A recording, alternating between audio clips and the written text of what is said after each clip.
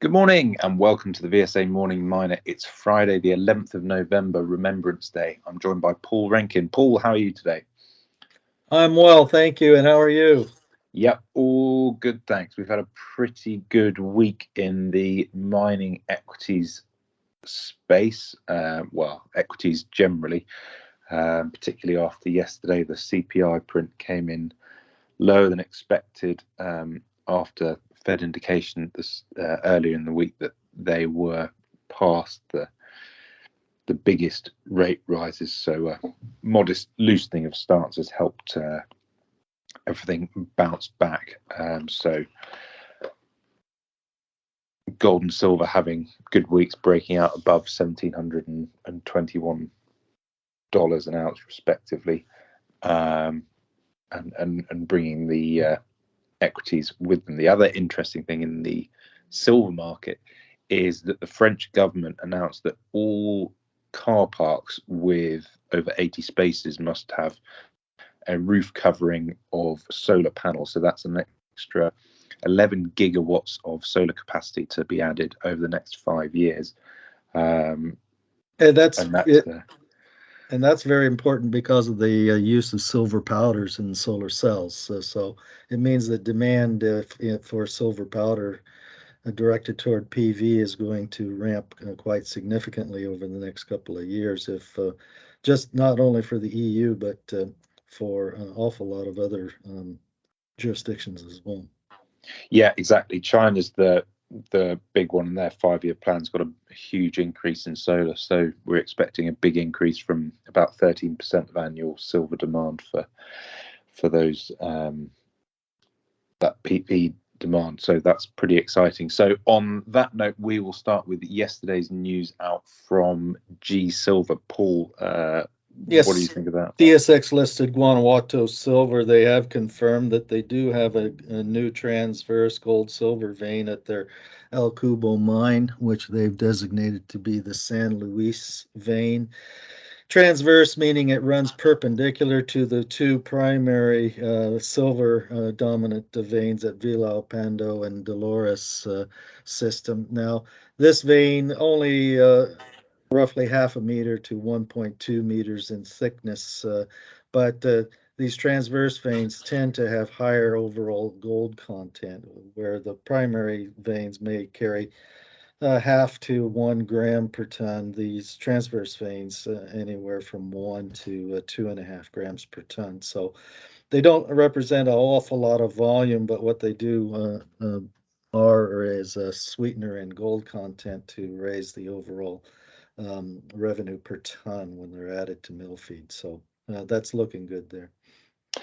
Yeah, and it's another area that's been picked up by this relogging process that the company's undertaking to reevaluate areas that were passed over by previous operators focusing on bulk mining, and just confirming more that the new selective mining approach, there are still many more additional tons to be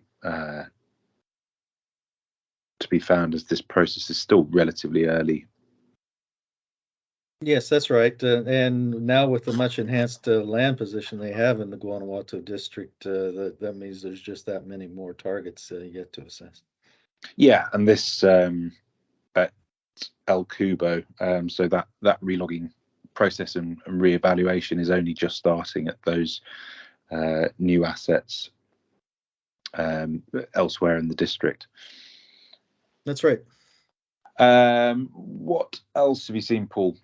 A major piece of news here in the royalty space, where two TSX firms, Triple Flag Precious Metals and Mavericks Metals, are merging up, with Triple Flag taking over Mavericks. It works out to be $606 million US deal, and it essentially allows the combined firms to be bulked up in comparison to the other players or major players that are out there, including names like Franco-Nevada and so forth, for investor and institutional money. So it also gives them 29 paying assets out of a total of 228 projects in portfolio. And they figure too that combining the two companies will save them around $7 million annually in fees and regulatory costs. Yes, mining M&A is still really focused on, larger projects and advanced revenue generating assets for the time being. Anything else, Paul? Also, a statement out from AIM quoted Sharot Gold that they have updated the JOR compliant resources at their operating Kapan polymetallic mine in the Republic of Armenia.